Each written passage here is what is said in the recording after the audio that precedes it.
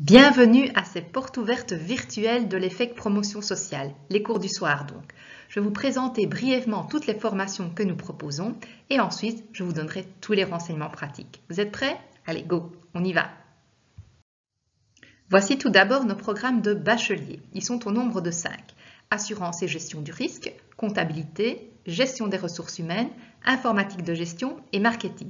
Ce sont des études qui se font en 4 ans et le diplôme obtenu est équivalent à celui que vous obtiendriez dans une autre école. Ensuite, nous avons un brevet d'enseignement supérieur, celui de conseiller en administration et gestion du personnel. Ce sont des études qui se font en 2 ans. C'est donc un peu moins long que le bachelier en gestion des ressources humaines, mais avec un BES, vous pouvez déjà prétendre à être le bras droit d'un patron d'une PME par exemple et de s'occuper de sa gestion des ressources humaines. Tandis qu'avec le bachelier, vous serez vraiment manager dans une société. Nous proposons aussi 2 bacheliers de spécialisation, l'un en sciences fiscales pour des bacheliers en comptabilité ou en droit et un en Business Data Analysis. Pour le Business Data Analysis, il faut aussi avoir un bachelier pour y accéder, mais là le spectre est beaucoup plus large. Ça peut être en marketing, en gestion des ressources humaines, en informatique, enfin beaucoup de possibilités. Pour la rentrée prochaine, nous avons également 2 formations courtes, l'une en comptabilité notariale pour des bacheliers en comptabilité ou en droit et une en cybersécurité destinée aux bacheliers en informatique. Alors, qu'est-ce qui fait la spécificité de nos formations? Bien sûr, vous allez avoir une formation théorique, mais celle-ci sera surtout pratique. En effet, les enseignants qui viennent vous donner cours, généralement travaillent la journée dans une société où, en fait, ils sont spécialistes dans la matière qu'ils viennent vous enseigner le soir. Vous allez avoir donc énormément d'exemples pratiques pour égayer votre théorie. Vous aurez également des stages en entreprise dans votre formation. Là aussi, vous allez énormément apprendre par la pratique. Puis, l'organisation est modulaire. Ça veut dire que vous allez pouvoir avancer à votre propre rythme. Je vous expliquerai tout de suite ce qu'est la formation modulaire. Et puis, point non négligeable, votre diplôme est reconnu par la communauté française. Alors, une formation modulaire, qu'est-ce que c'est? Ici, je vous ai pris le schéma d'une formation, celle du bachelier en marketing. Vous voyez qu'il y a 1, 2, 3 et 4 colonnes. Ce sont en fait les 4 niveaux ou les 4 années. Imaginons que vous vous inscrivez en première année et que vous prenez tous les cours. Vous passez vos examens, tout se passe bien sauf pour un seul, celui-ci par exemple. Vous pouvez vous inscrire l'année prochaine au niveau 2. Vous allez pouvoir prendre tous les cours de niveau 2 sauf celui-là, car vous n'avez pas réussi le prérequis. Vous allez donc obligé de vous réinscrire au cours de niveau 1 que vous n'avez pas réussi. Et c'est ainsi que vous allez progresser au sein de ce schéma, à votre propre rythme donc. Maintenant, vous voyez ici, il y a une séparation. En fait, en dessous se trouvent les stages et les langues. Pourquoi est-ce qu'ils sont un peu séparés? C'est parce qu'en fait, les stages et les langues ne sont pas spécialement rattachés à des années d'études. Vous pouvez en fait les réaliser un peu comme il vous semble. Alors, parlons des stages. Vous voyez que le nombre de stages et leur durée dépend très fort de la formation à laquelle vous vous inscrivez. Il y a généralement 3 stages, sauf dans le BES et sauf en informatique. Ils ont généralement une durée de 3 semaines, sauf en gestion des ressources humaines et sauf en informatique. Alors, le premier stage est un stage d'insertion professionnelle. Vous devez juste prouver que vous savez vous insérer sur le marché de l'emploi. Donc, n'importe quel emploi passé ou actuel peut convenir. Il vous suffira juste de remplir un rapport de stage, de satisfaire aux exigences et voilà, c'est réglé. Le deuxième stage, là, c'est un peu plus pointu. Vous devez déjà le réaliser dans le domaine que vous étudiez. Imaginons que vous travaillez déjà, vous êtes réceptionniste dans une société et vous venez de vous inscrire en comptabilité.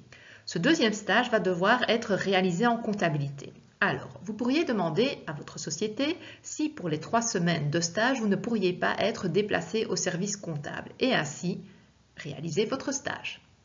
Maintenant, si ce n'est pas possible, vous allez alors devoir vraiment rechercher un stage ailleurs.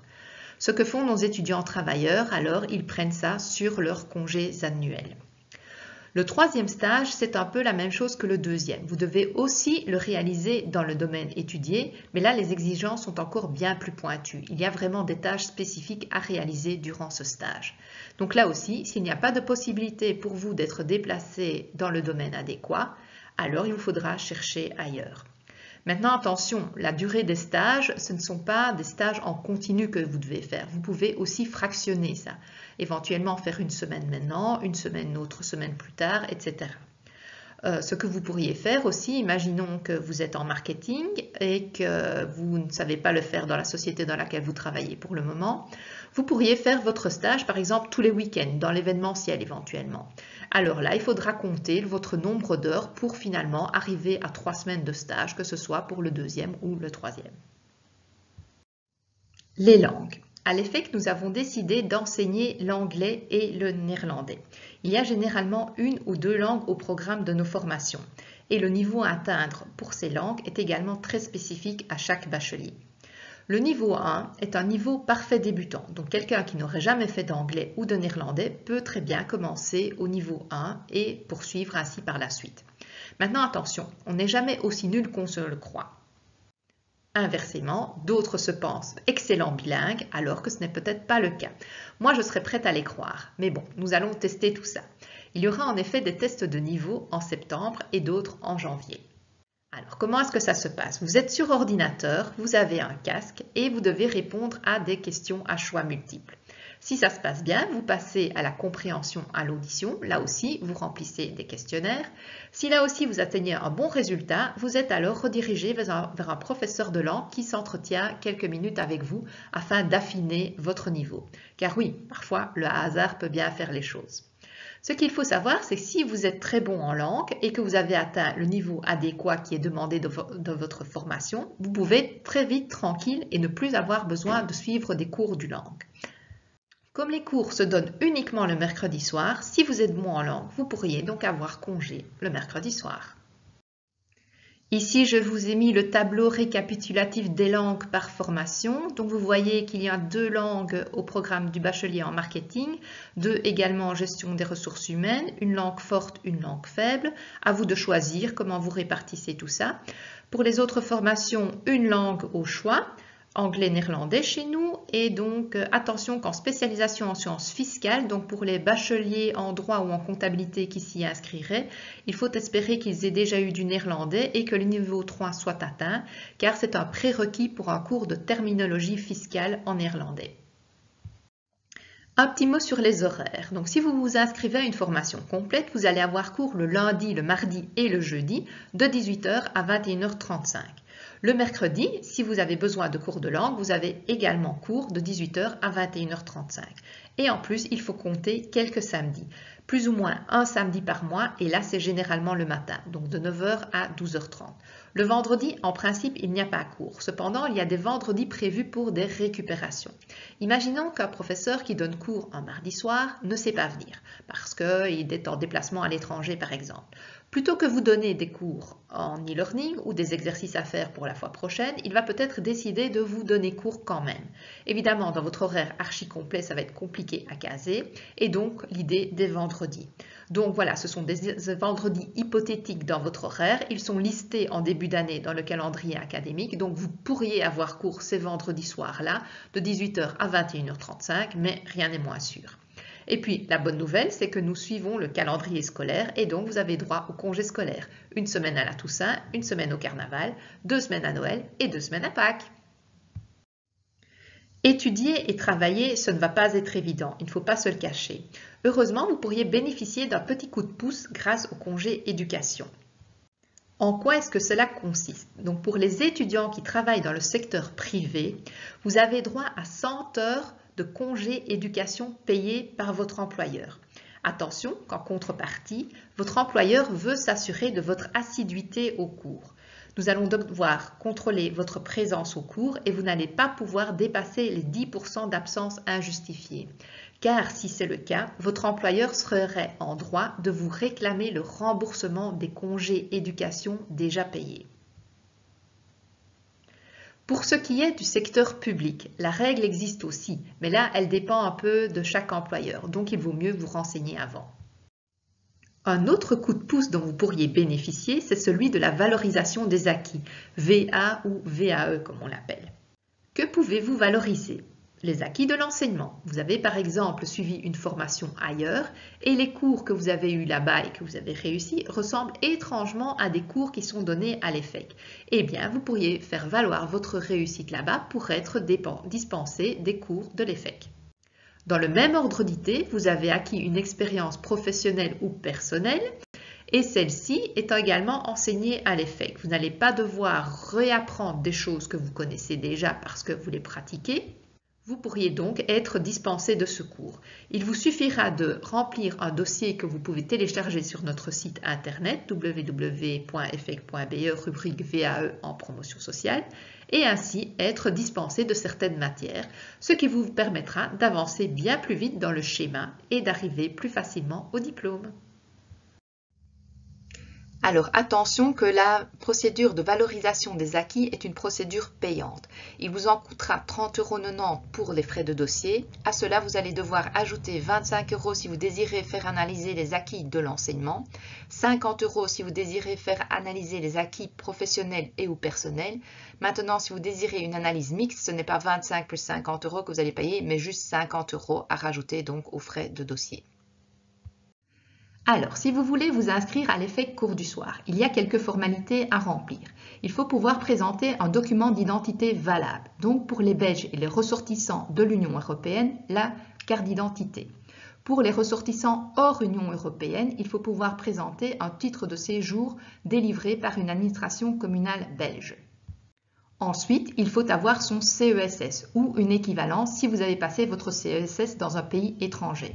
Attention que la demande d'équivalence doit être introduite à l'avance. Cela prend souvent plusieurs semaines, donc soyez prudents. Si par contre vous n'avez ni de CESS ni d'équivalence pour une raison ou l'autre, il vous faudra passer un test d'admission pour pouvoir être admis à l'EFEC. Celui-ci aura lieu le mardi 1er septembre à 18 h. Il n'y a qu'une seule date possible, attention, et c'est un test qui porte sur les mathématiques et le français. C'est un test de niveau secondaire. Nous organiserons en fait fin août des cours préparatoires à cet examen d'admission, des cours de français et de mathématiques. Les modalités vous seront communiquées via notre site internet. Alors, quand allez-vous pouvoir vous inscrire? Eh bien, j'ai le plaisir de vous annoncer que notre service informatique a développé un module d'inscription online. Vous allez pouvoir télécharger votre dossier à distance, donc remplir le signalétique, faire un scan de votre carte d'identité, le cas échéant, ajouter le CESS ou les diplômes qui sont requis pour votre formation et le tour sera joué. Maintenant, si vous faites ça avant la fin du mois de juin, il y a des chances que votre dossier soit traité encore avant que nous partions en vacances. Car oui, dans l'enseignement, nous avons énormément de congés. Donc, vous pourrez toujours vous inscrire pendant l'été, mais là, votre dossier ne sera traité qu'à partir du 17 août. Donc, vous avez de toute façon le temps. Mais attention, nous clôturons les inscriptions le 1er septembre pour les personnes qui n'ont pas de CESS ou d'équivalence, car celles-ci vont devoir participer à l'examen d'admission qui, lui, se tient le 1er septembre à 18 h. Donc, pour ces personnes-là, n'attendez pas la dernière minute. Sinon, les inscriptions se clôturent le 26 septembre pour tous. Combien coûte maintenant une inscription? Sachez que vous n'allez payer que les modules auxquels vous vous inscrivez. Chaque prix est en fait calculé sur deux variables. Il y a le Minerva l'EFEC qui comprend tout ce qui est syllabus, notes de cours, etc. Et le DICF ou en fait le droit d'inscription de la communauté française. Celui-ci peut être déduit de votre inscription si vous êtes chômeur complet indemnisé ou bénéficiaire du CPAS. Alors concrètement, si vous vous inscrivez à une formation qui comprend plus ou moins 450 périodes, là-dedans vous allez avoir 290 € environ de Minerva l'EFEC et 200 € de DICF. Donc ce sont ces 200 € qui pourront être déduits de votre paiement si vous êtes chômeur complet indemnisé ou bien aidé par le CPAS. Et il s'agit bien d'un prix tout compris avec les syllabus, les notes de cours, tout ça est compris dans le prix.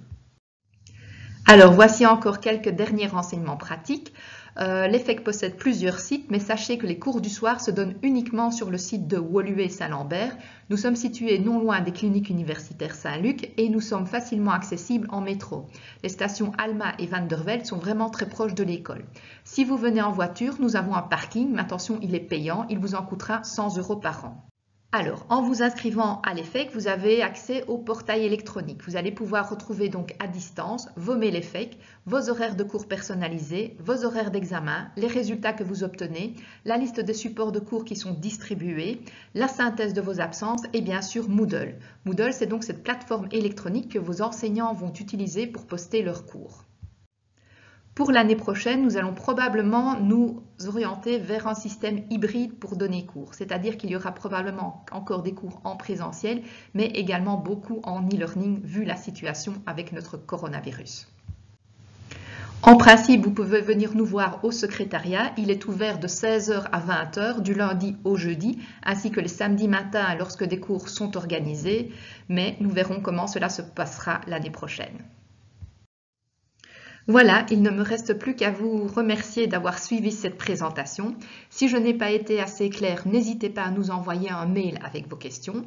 Consultez aussi notre site web efec.be, mais attention, prenez bien l'onglet cours du soir car les renseignements ne sont pas les mêmes que pour la haute école. Et puis nous sommes aussi présents sur les réseaux sociaux, Facebook, Instagram, LinkedIn. Suivez-nous par là aussi. Merci, à bientôt. Bye bye.